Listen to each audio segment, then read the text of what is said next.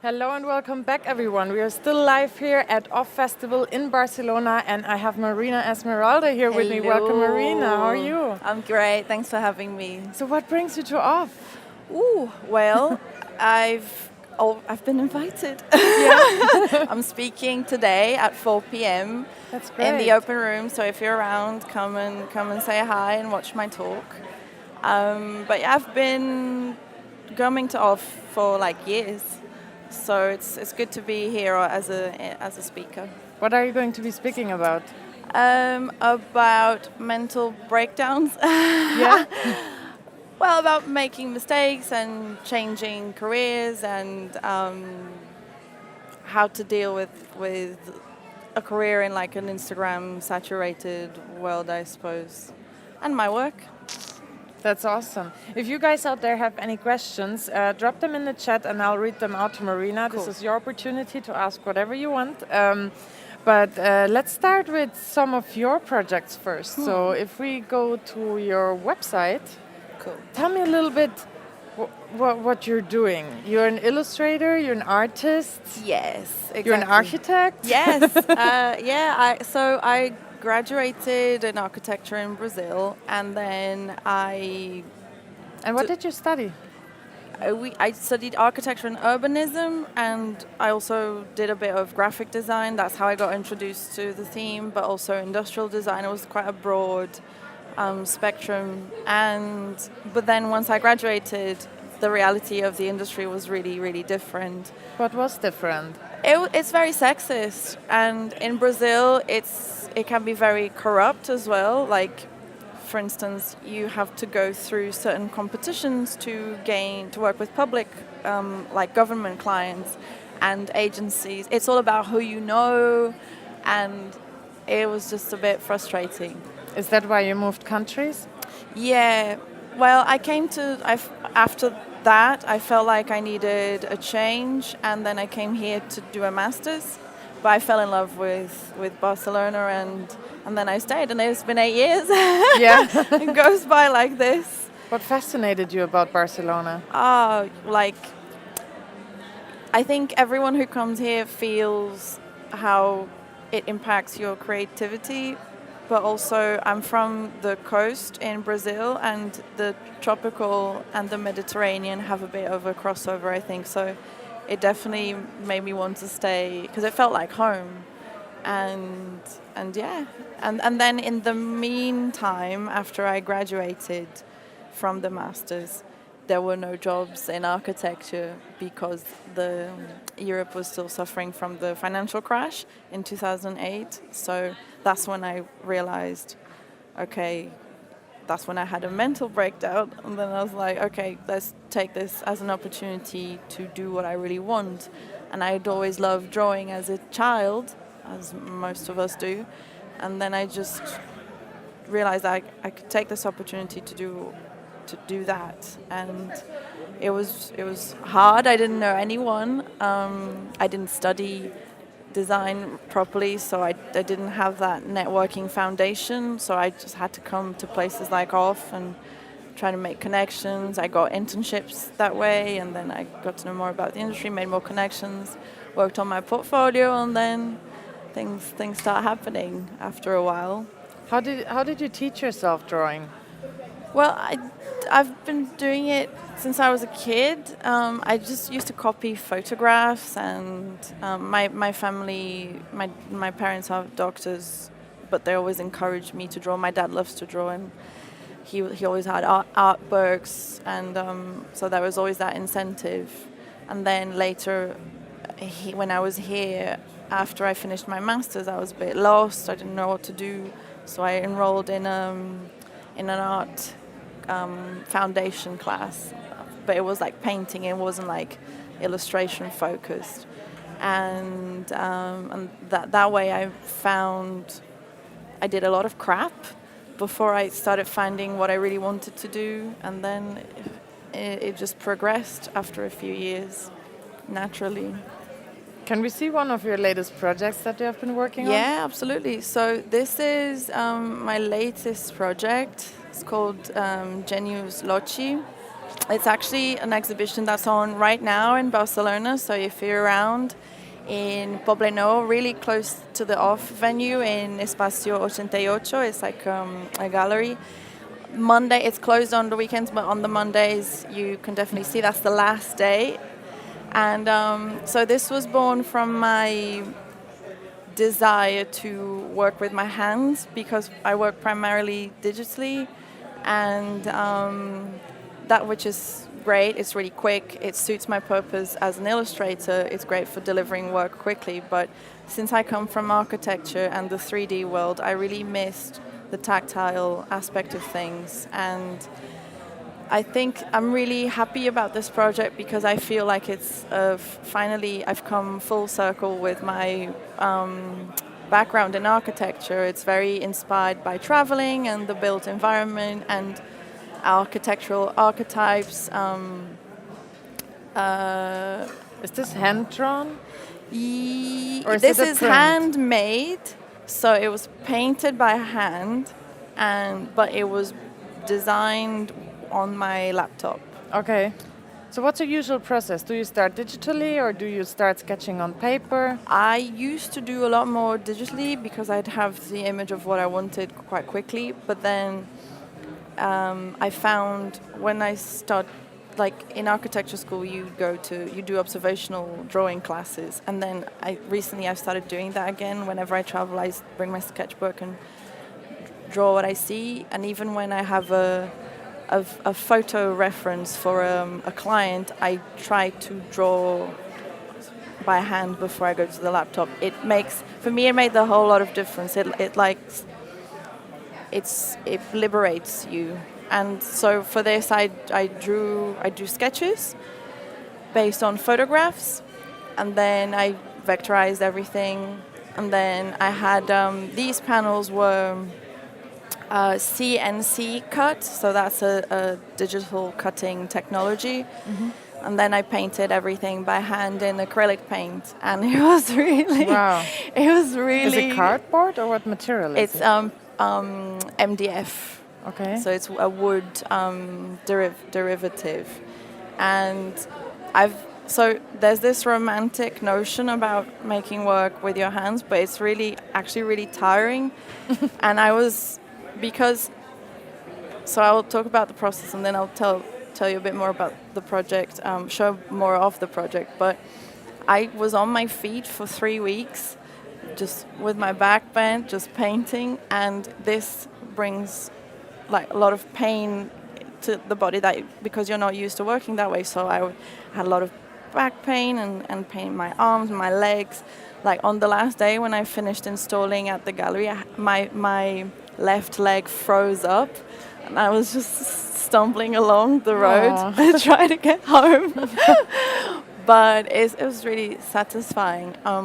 So the whole project consisted of these 3 panels, which I then installed as a mural with paint on the wall, and then the panels like a relief with a bit of volumetric volume. And I also made these sculptures inspired by this. Well, the whole thing was inspired by itself. It's kind of like a snake eats tail process, because really I started doing these paintings on my free time, just like to decompress. And then they're inspired by paper sculptures. And then I actually started building the paper sculptures. And then from then on, I realized that they could become wooden sculptures, like actual objects. And that's how... and then I decided to do that. And then because the sculptures have different views and they're quite interesting in themselves as objects, I realized that I could do the panels inspired by the views of each sculpture. So it's quite like organic process, goes back into itself a lot. And Really then nice. We actually have Jacqueline asking, what are your major creative sources for inspiration? So traveling. Yeah, so these are travel pictures that I took while... So you take your own pictures as a start, and then you sketch from them? Exactly, because we live because of Instagram and Pinterest and that kind of thing, because of the algorithm, it just feeds back onto itself, and everyone sees the same things, and then everyone's works start to look the same. And then I realize that if I'm traveling or even wandering around the city and taking pictures of things that interest me, then that's a real well of inspiration in itself, and I could take those ideas from that source rather than trying to look for other people for inspiration. I definitely look at art history a lot as well, but I got a little bit sick of seeing so much Matisse-inspired work, even though I did that a lot a few years ago. But now everyone's work looks like Matisse, which is beautiful, but it's like it gets old after a while, and it's refreshing to see something different. So, was there a place you traveled to that inspired you the most and really had a real impact to your work? So in traveling, I went to Greece, the Greek Isles, a couple of years ago with my family, and also the French valley of the Loire, which is like a wine region, and you can see them in these pictures on my screen. They've Is got this Greece? Yeah, this is France, the castles in the Loire Valley. This is Paris. This is Paris as well. So these are different places. This is Greece with different time. This is Barcelona. But they all have similar elements within them, which is what I really enjoyed about the whole discovery. Like architecture is based on these icons, like square shapes, doors, arches. The arch is having a renaissance at the moment, but it's like thousands of years old.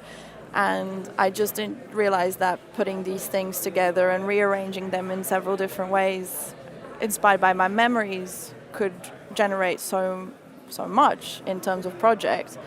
And I've been having a lot of fun with that. But it sounds like you have a very architectural eye. Now I do.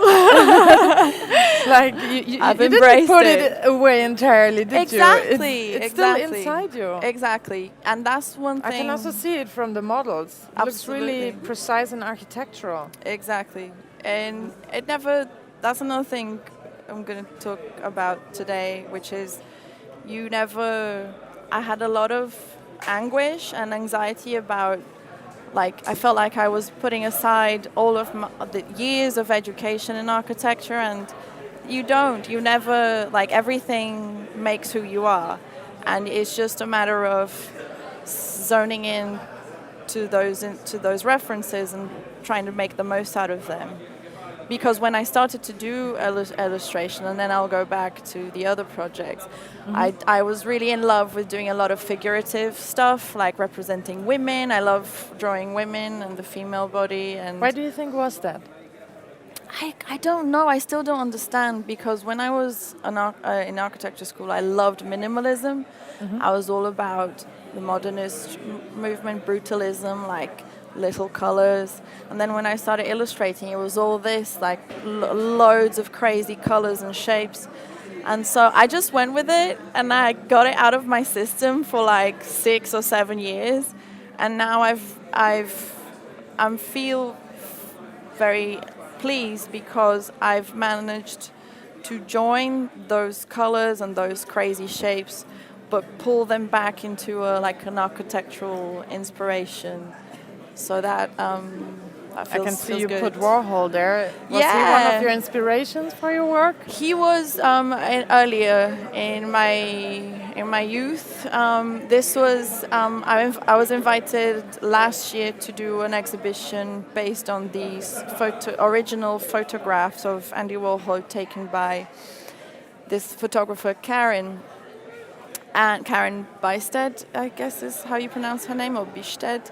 But so she invites lots of artists to do different interpretations of her photographies of Andy. And I did mine, and we did a big exhibition in Dublin for these. There have been other exhibitions of the same project in New York and I think London as well. So that was fun. It was a unique piece, and I sold it.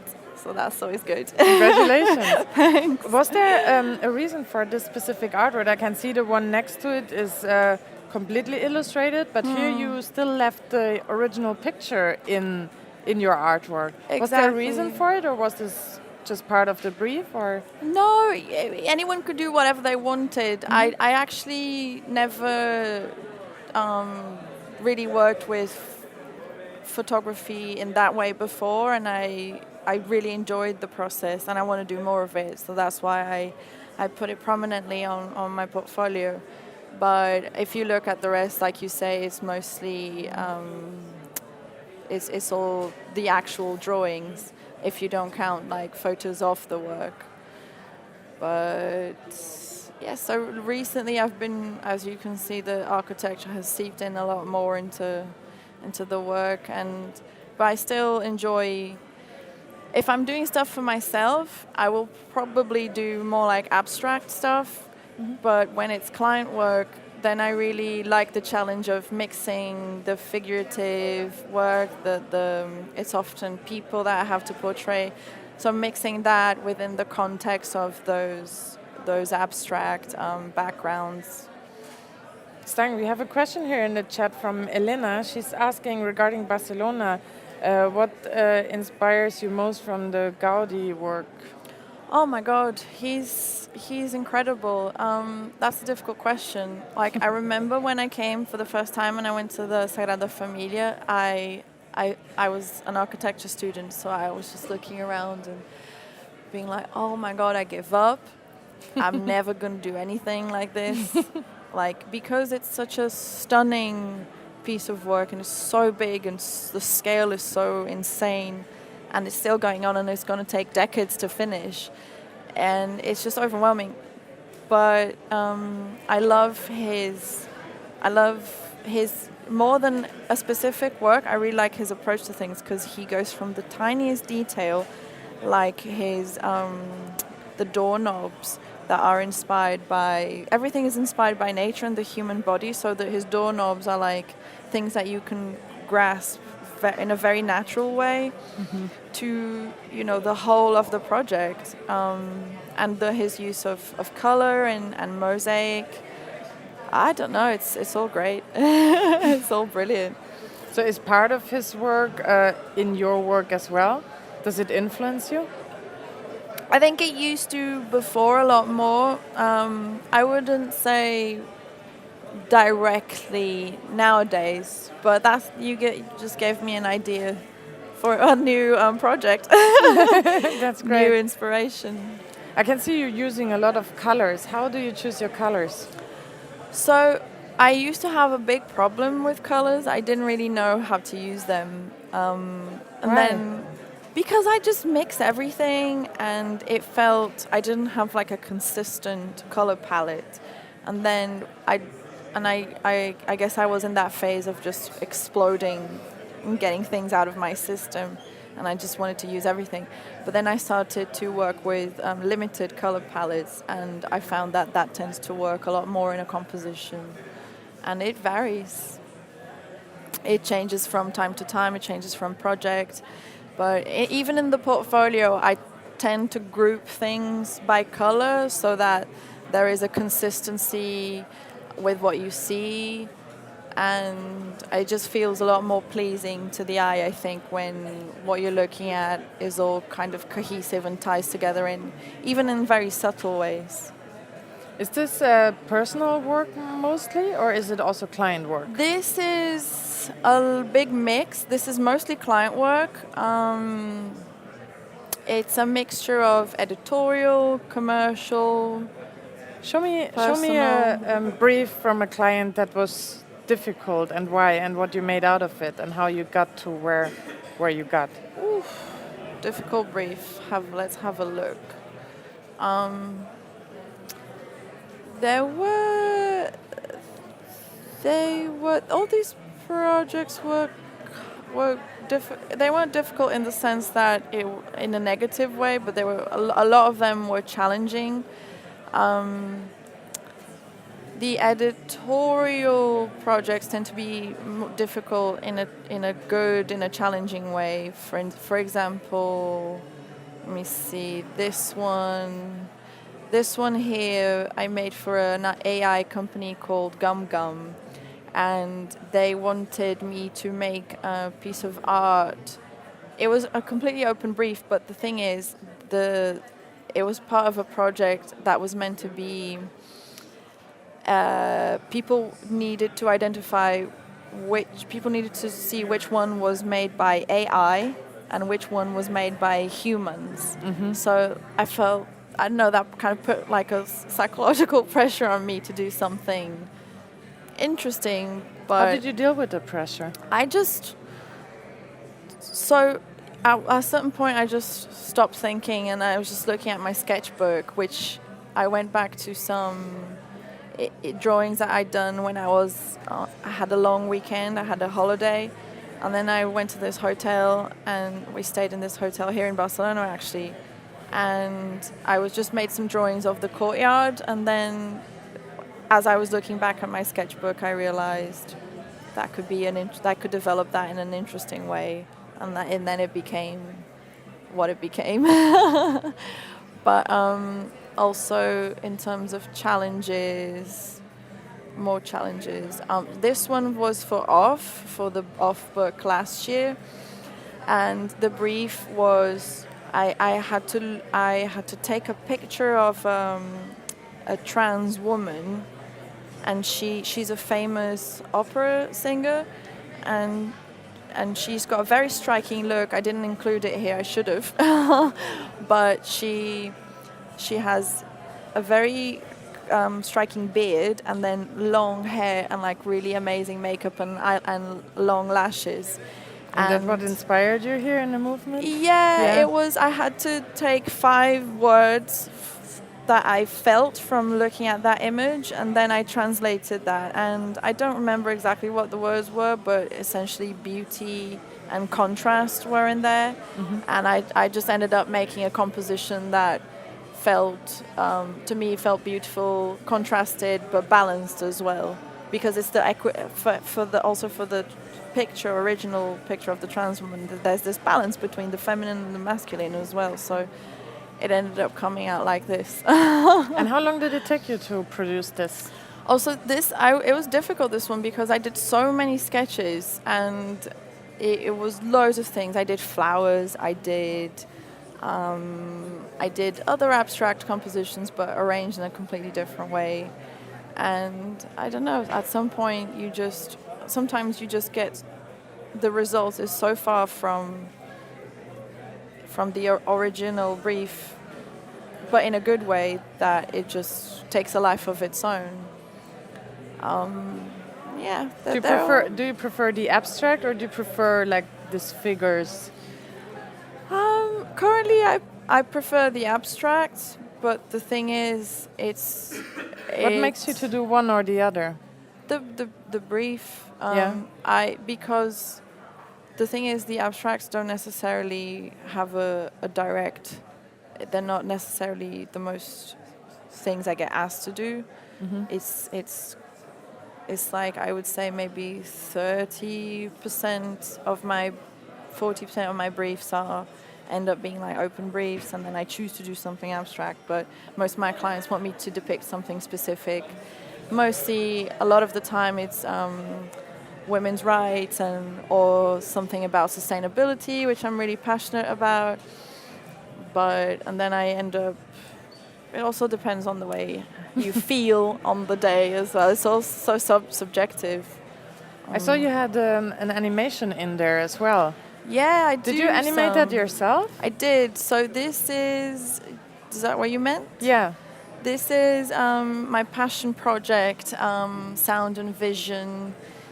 It's actually, we did a mockumentary about the process, and so I decided to learn how to play the bass, because I really love music, and my husband is an amazing bass player, and he helped me learn. And I can't really have hobbies because I get interested in making a project out of things every time.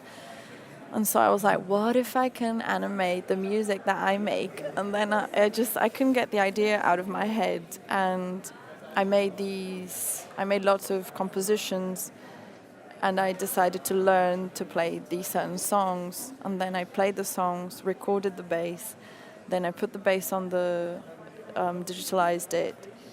And then I animated it in After Effects to the sound of the bass, but also to the other instruments of the song. So I had to listen to each song. That's a personal, self-initiated project, and then I was there like listening to each song over and over, trying to fit and understand the layers of sound in each song. And some songs the production is so incredible and complex, and it drove me crazy. How long did it take you to finalize that?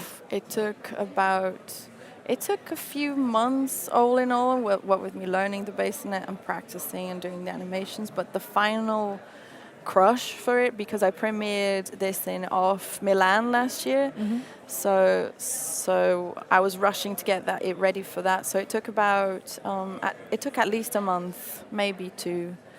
And the good thing was, after I tried to take a week at least off every month from client work to do my own projects, but I had a good month, and so I could take about 2 to 3 weeks off to focus solely on this.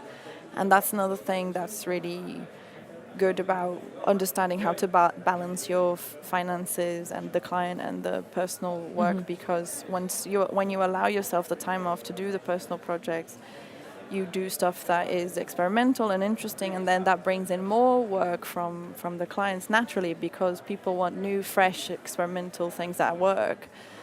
So Definitely. yeah. Makes sense. That's really, really impressive. What would you say is the biggest difference in doing a digital artwork like this, like animated, and painting on a wall? So they're very different experiences. Like it's the brain and the eyes and the body respond in a different way. Now that I've been doing both intensively, I'm kind of, it's all blurred together now. But I definitely remember when I did mostly digital and I only occasionally started to do physical stuff. I definitely felt like my brain was working in a different way. But I really love the tactile aspect of the paintings, because any illustrator or designer, especially print designers, will know this. It's wonderful to get your stuff off the screen and give it life. That's why people animate as well, because you want to give life to that work, that static work that you're doing. And then there's several different ways of doing that. So would you choose one or the other, or you would still like doing both to keep the balance? I would like to do both to keep the balance, because, for instance, the murals that I did recently, they could easily be animated as well. Like there's the stairs right here that could be moving, and then these shapes over here could be like moving as well. Simple things, but that would make the artwork planning interesting. To do that? Now I am. Now that you're telling me, I have it all in my mind already. I would love to see it. Oh, that's great. Now I will do it. Yeah. You have a beautiful color constellation and absolutely stunning artwork. And we actually had a lot of portfolio review submissions from you guys out there. So a lot of people who look up to you, Marina, who would want to learn from you. Amazing. And we have hand-selected 2. And our first guest is Carmila. She's live here. Who would like to get a portfolio review? Hi, Carmila. Oi, tudo bom? Tudo bem. Carmela is Brazilian. Hi, I'm Steph. Nice to meet you. Right. Welcome. Thank you. So let's open your portfolio. Okay. I would first let you pick a project that you're Okay. really proud of, that you would like to show to Marina. Yeah. Okay. Let's start with you telling us. Which one? I think probably Time Out. Or Well, or So Far Sounds, I think, is more. Tell Do us I tell about you a the bit? brief? Yeah. Tell us about the Yeah. project. So Far Sounds is an organization where they promote free concerts and secret concerts with bands that are coming up, and they contacted me to do the poster Nice. for December. Beautiful. And it was really fun to work on. They just said it had to do with music. I actually had a different sketch at first, and it was just a really good project to work on. They were really. So they used it on social media. Did they print it as well? They printed it. Yeah, they Nice. gave out some copies at the event, and it was great because it was very free, and they just kind of. You had an open brief. Yeah, it was very open.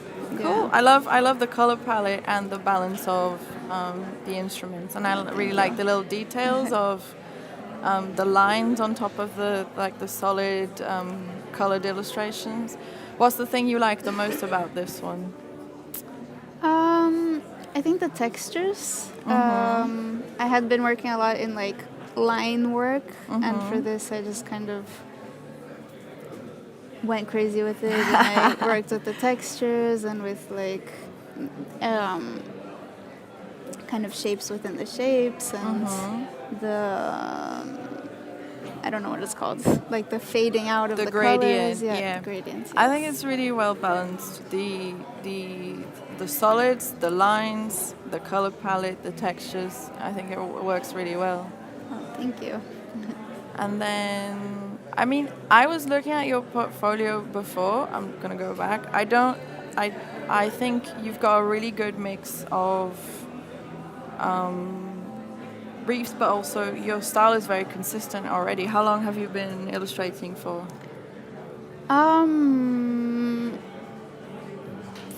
For real, like focusing on it this much, I think 2 or 3 years. Cool. I did a master's in illustration last year, so from 1 year ago, I've been putting more of my time and energy into Nice. it. Do you feel like you improved after your masters? Like it focused you? Yeah, for sure. Mainly to understand what I can do within illustration and like how many different ways that can go. It's not just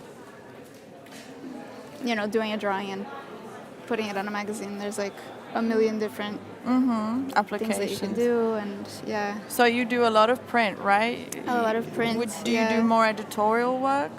Right now, yeah, that's what's been. Well, that's the Yeah. natural way to Yeah. begin, and then because it's such a visible platform, naturally you'll get more art directors asking you to do commercial work. But then, my tip is to tell people that you're interested in doing like commercial works and looking for the clients and agencies that do the kind of work that you think will fit in, and ask them to and show them your portfolio. I don't have. I mean, I think it's really well balanced and well presented. Which project was the one that caught your eye immediately?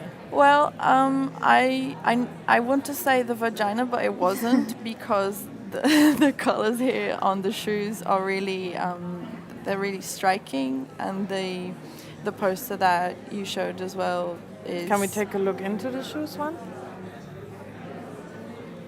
I hadn't seen the legs as well. That's really cool. That's really Yeah, nice it was. illustration. Originally, it was going to be just the first illustration, and then I sent both sketches, and they liked them both. So then we did Very both nice. of them, which was very cool. Did they pay you for both? Or They for did one? pay me Well for both. done. Yeah. Good for you. Good for you. Yeah. Always get Get my money. Presenting it in a good way? So that's the only thing I was gonna say. I think in terms of presentation, I think art directors like to see the artwork, the pure artwork. Okay. Yeah. Although I really love the mix, like on your website, I think it's really good balance of the spreads, like the printed spreads, and the digital illustrations. But if you like I think on the vagina instance, I think it would be a stronger presentation if you just had the Yeah. vagina, because here I get distracted by the Yeah. whole composition, Yeah, and true. I think if you just have focused on the cover, the main cover here, then you have a lot more impact. Yeah, definitely. So Yeah. would you recommend her to change the thumbnail?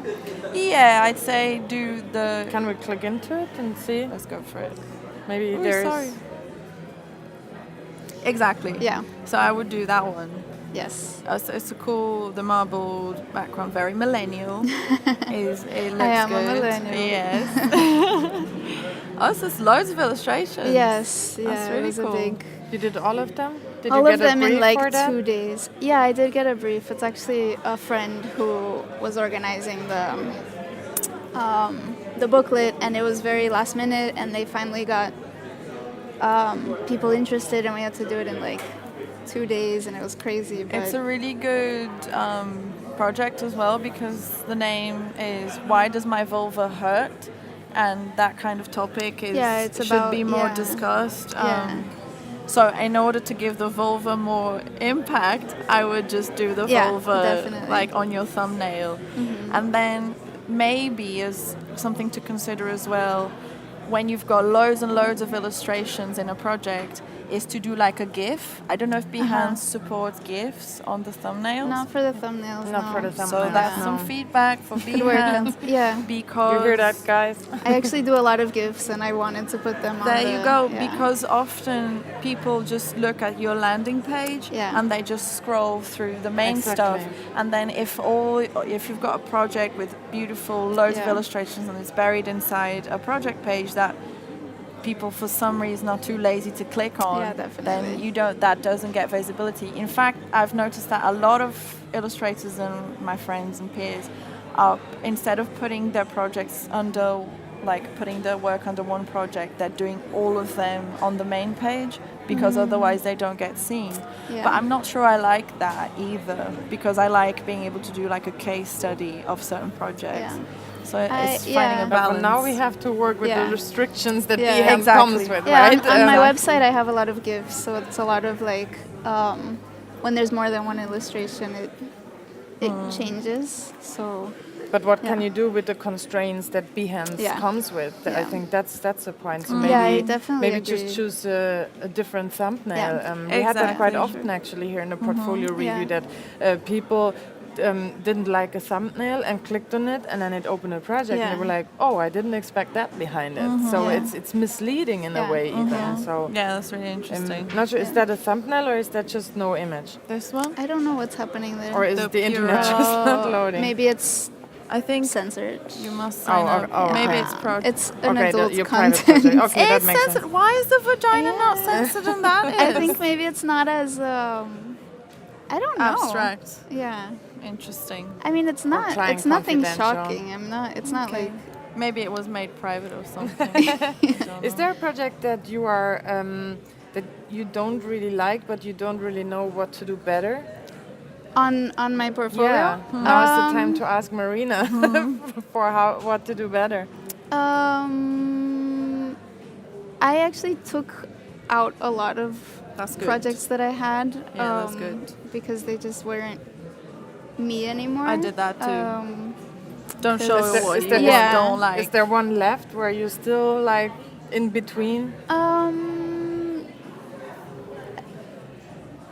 Not really. Not really. I think my main trouble is the thumbnails actually, because I do have like a lot of GIFs like this one. Oh, cool. I like and fabric coats. They move. Oh, that's really cool. And so I think my main you trouble don't is you don't get that from the Yeah. the thumbnail, which is an well, it's about that's cool. And so I think my main But maybe you could do a split image. Yeah. And Yeah, have them true. next to each other. You know, Yeah. have this image, but then Yeah. split Exactly. it and have different. like- Exactly. That's what I was versions of going to Like that. maybe say. like this. Yeah. yeah. Yeah. Exactly. Yeah, I think my that's main a better- difficulty is even if you have a favorite one from the thumbnail. If it's a GIF, if you show them side by side like this, then you get the idea more impactful, yeah. better. Yeah, definitely. And also, if I may, Yes. you've got so many lovely colors here on your presentation, so I would recommend that for the timeout, which especially because it's a project you're happy about, you make them, because there's a wooden background, which I like, but it looks inconsistent with the rest because it's all solid colors. Yeah, definitely. And also with the stuff that's got a lot of white, I feel it gets lost in the background as well. Yeah. So even if you do what like you did here with like a solid, like a framing the white, then I think it pops out more from the screen. Yeah, definitely. And, I hope that feedback helps. Very much, yeah. It was really Cool. nice Nice. having you here, Thank you. Camila, and really nice seeing your amazing Thank artwork you. and illustrations. Congratulations. I think you have a great Thank way you. ahead Very of you. cool. Thank you. We have another one to review, which is online, but for Do now, it. thank you very All much, right, Camila. thank you. Thank you. Enjoy See off. you later. Yes, definitely. Come and say hi. Thank you. So the next one that we have is from Thibaut. I hope I pronounced that correct. If not, I'm sorry. If you're here in the chat, let us know if you have any questions to Say Marina. hi. Let me know too, and I'll read them out loud. But let's just start with the page and start with a project that catches your eye immediately. So he's got really detailed, crazily detailed work. It all catches the eye, I think. I really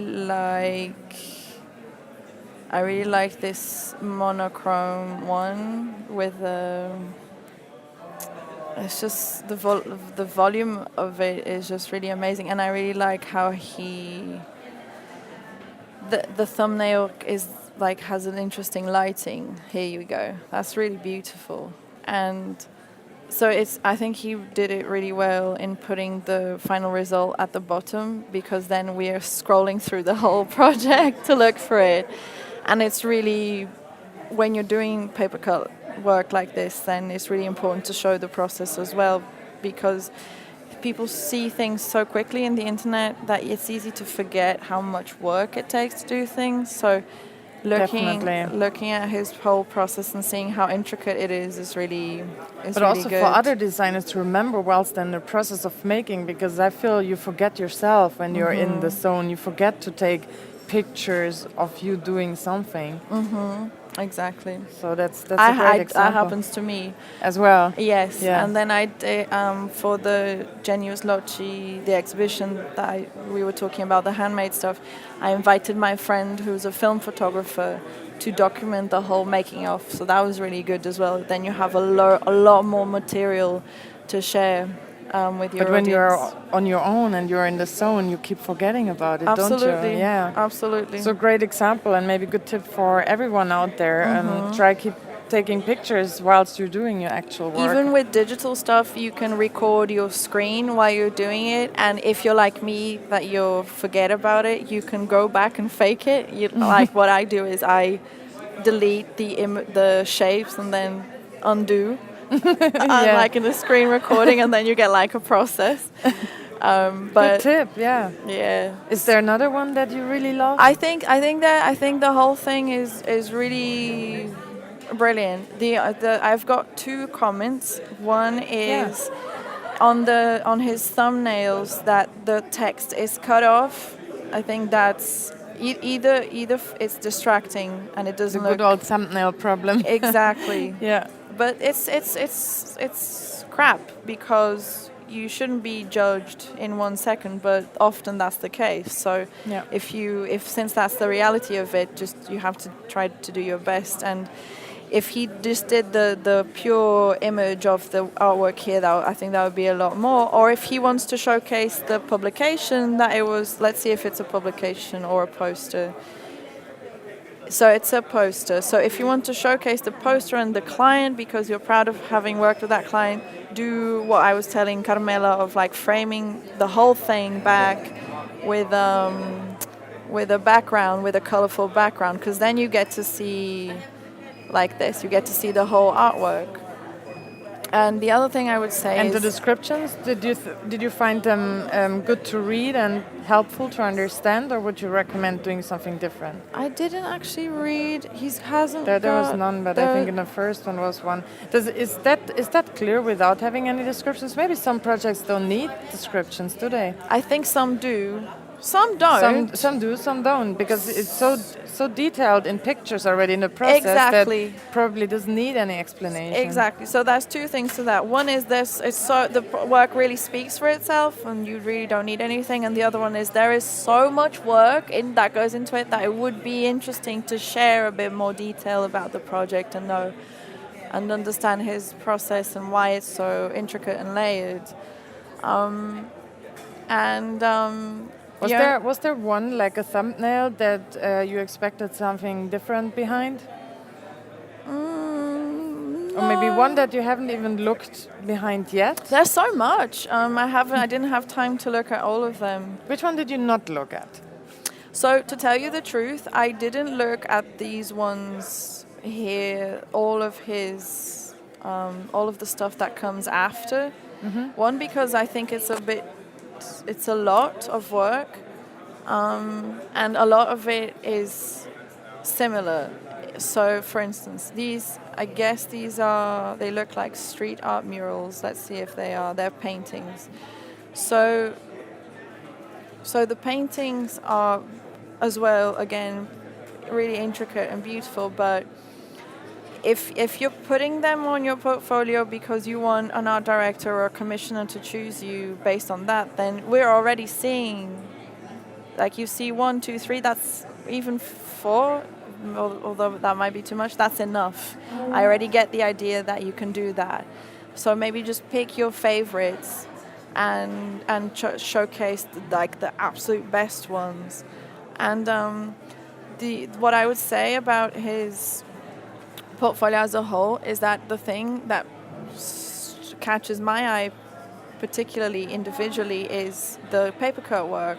And then I feel like the branding stuff and even the flat illustrations, they don't really fit in with the rest of the work. Style. Would you stick to one style? I mean, that's in a portfolio, or would you create multiple portfolios? I think maybe create multiple portfolios, at least on Behance, or like keep your if it's on your website, keep them on separate sections, because it's confusing for the commissioner. I mean, I hate that idea because I've got so many interests and I have work in many different formats as well, and I don't like to have to feel like I have to stick to one thing. But in terms of a successful pitch, which your website is pitching for you 24 hours a day, or your Behance, without you having to it works for you the whole day, then it should be a little bit tighter, because I think his work is brilliant, but there's too much of it, and there's too many types, so I get confused.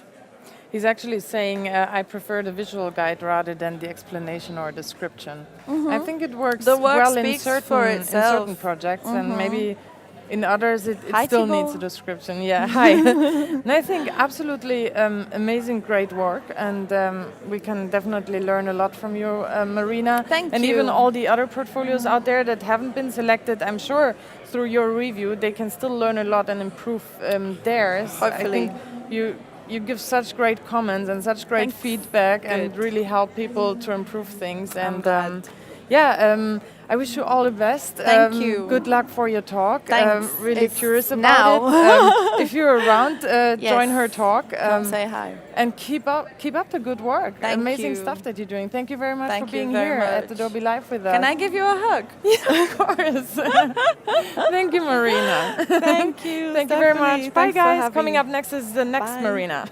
Ooh, where is she?